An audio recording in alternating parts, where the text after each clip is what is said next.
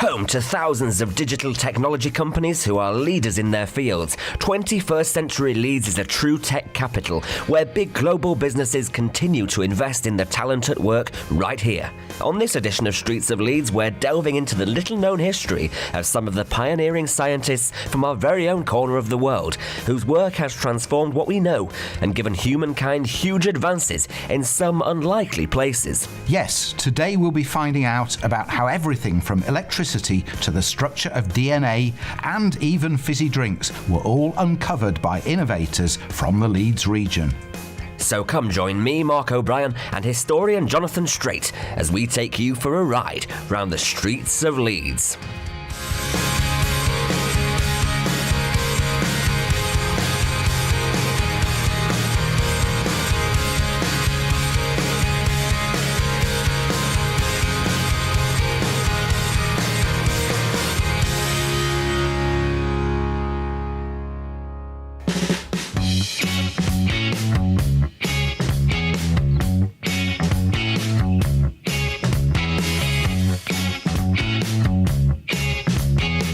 So Jonathan, today we're talking about science and technology. Leeds has actually quite an interesting heritage as a science city, doesn't it? Well, it's got a great heritage, but there's also loads going on now in terms of tech businesses and tech startups in the city. And as ever, we're taking a lot of our ideas from the forthcoming book, Cradle of Innovation, edited by Dr. Rachel Unsworth. And to find out more about that, go to cradleofinnovation.org. And of course, we're going to go now to Leeds Bridge. Now, so many of our stories start at Leeds Bridge or around Leeds Bridge, and yet again, we find ourselves in that amazing place. It's been the centrepiece of so much history, so it's only right we go back there now. Absolutely.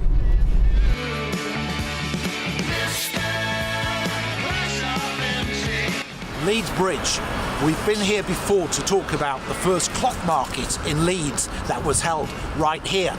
We've been here before to talk about the first moving picture in the world that was made on this bridge.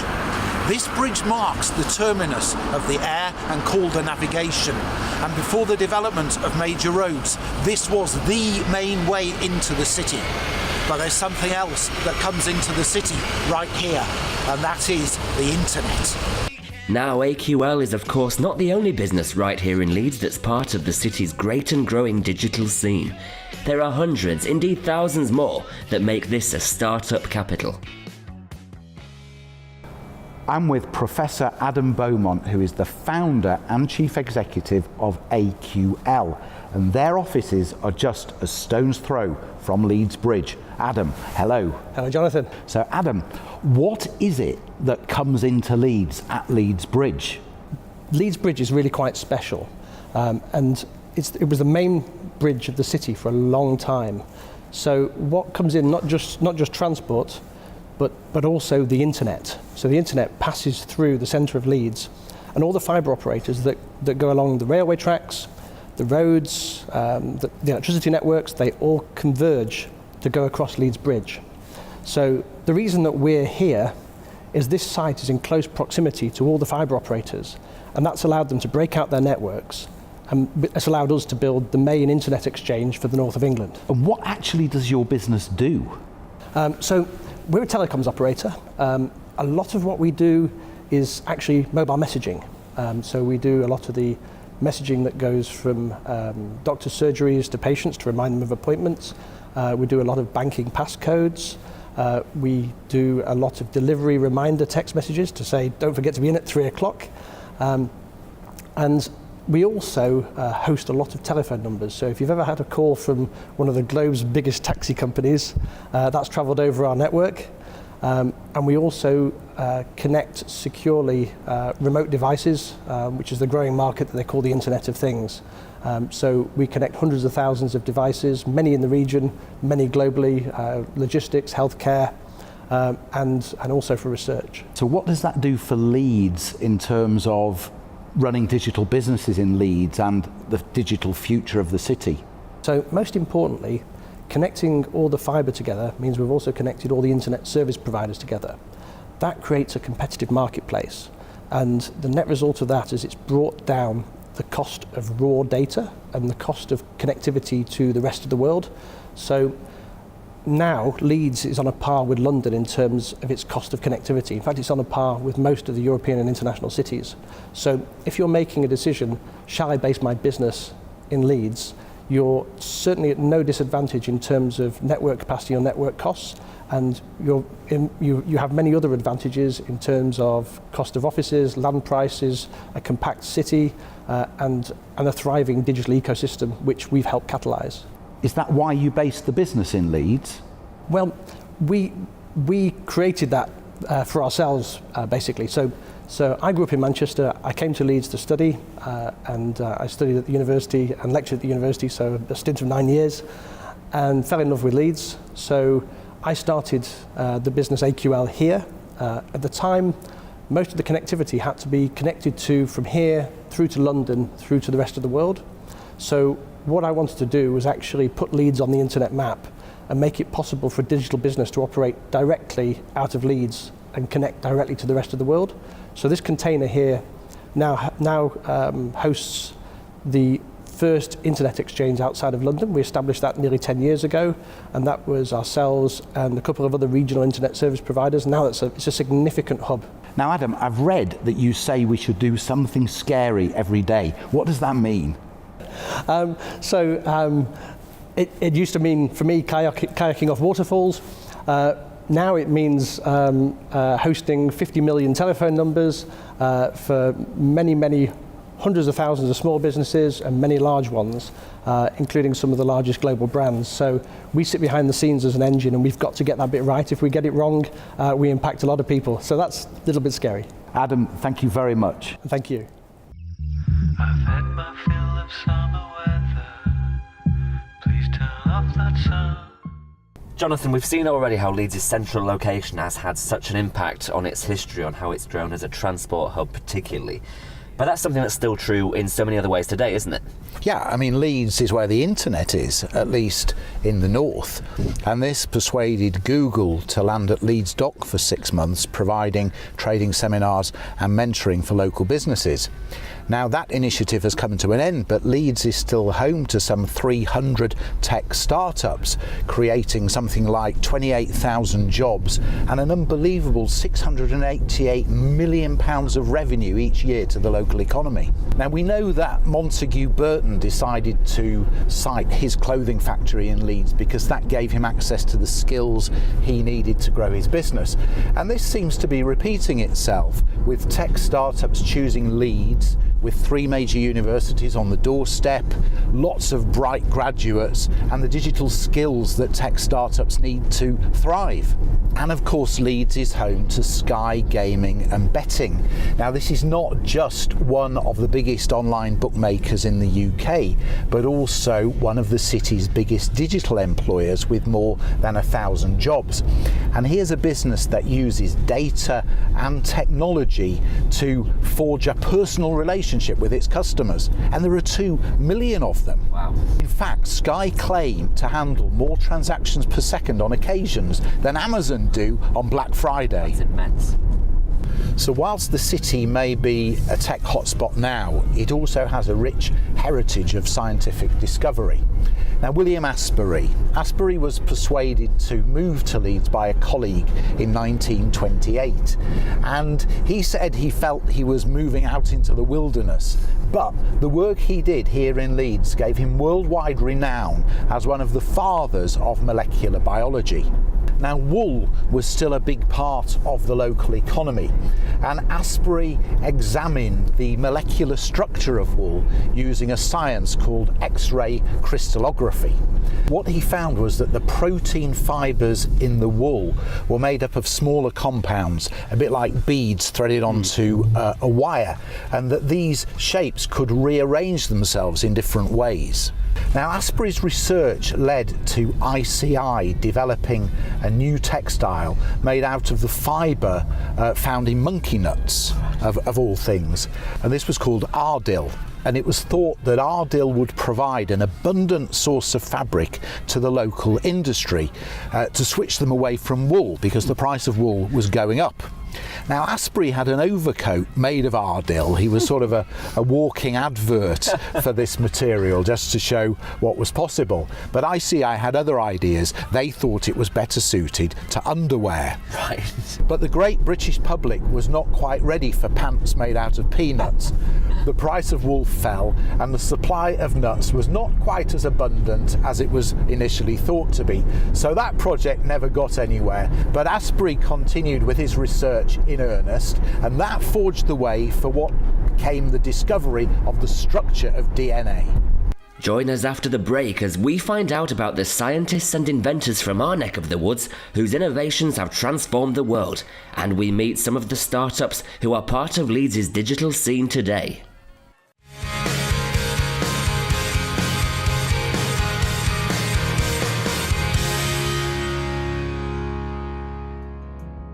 Before the break, we found out how Leeds' location at the heart of the country continues to be an essential part of how its story is unfolding to this day.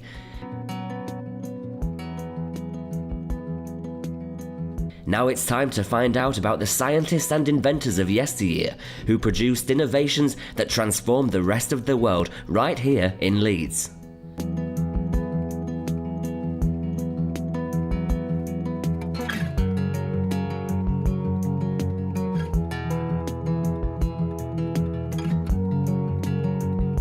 The building behind me is the ruins of New Hall in Middleton. And in the 17th century, this was home to William Gascoigne. Now, Gascoigne was born into a wealthy family, but he died at the Battle of Marston Moor near York, aged just 32. 6,000 people died in that battle, and they're all buried in a mass grave there, but enough of the gore. In his short life, Gascoigne made some amazing discoveries about optics and telescopes. He demonstrated how the eye casts an inverted image on the retina, and he also managed to calculate the angular diameter of the sun by projecting an image of it onto a screen through a telescope.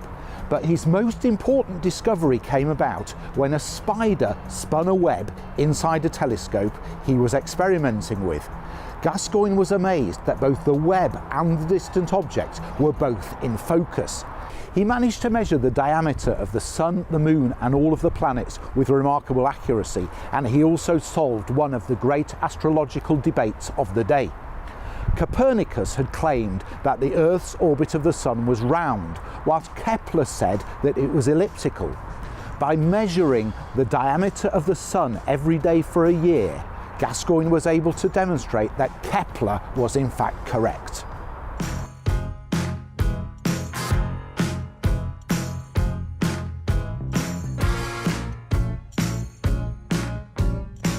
Another great scientific innovator was Joseph Priestley. He was born just near Leeds. He became a minister in his later life at the Mill Hill Chapel, which is in the city centre, in 1767. But he was no ordinary minister.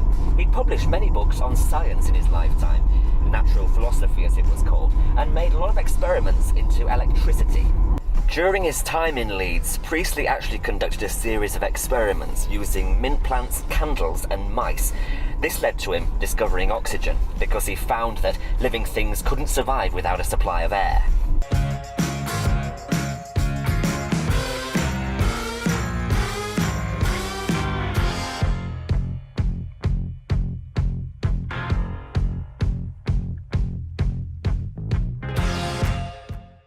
Priestley used to work out of his home laboratory, which was actually a room in his house on Marsh Lane.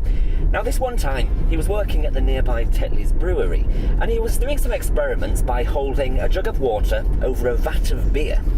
He found the water infused with carbon dioxide interesting to drink, and published a paper about it titled "Impregnating Water with Fixed Air." Priestley was all about sharing his discoveries and inventions, and he called this soda water. A few years later, a German-born Swiss citizen called Johann Schwepp commercialised this process. His products came to be made by royal appointment to King William IV, and he made a fortune. To this day, the Schweppes brand continues worldwide.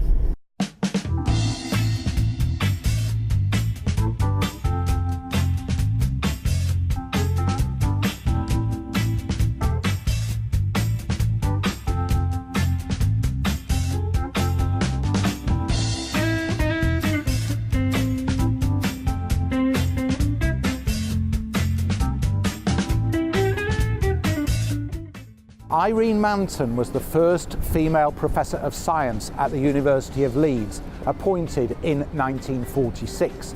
She persuaded the university to invest in its first electron microscope, opening up a whole world of discovery for her research into plant cells. No scientist had looked at plant cells at such magnification before, and this led Mountain to discovering flagellum, cells with appendages which allowed them to move and also detect temperatures and chemicals outside of themselves. She later made another major discovery into how nutrients are stored, transported and packed in cells. These days, the University of Leeds is helping the tech entrepreneurs of tomorrow through its In Technology Enterprise Incubation Programme. So what exactly is Yorkshire Store Online? So the Yorkshire Store Online is an e-commerce platform to help UK manufacturers sell their products directly to Chinese consumers. So it is aimed at helping UK manufacturers grow internationally and export into China in an easy way. And you were studying at the University of Leeds when you started this business, so how does that work?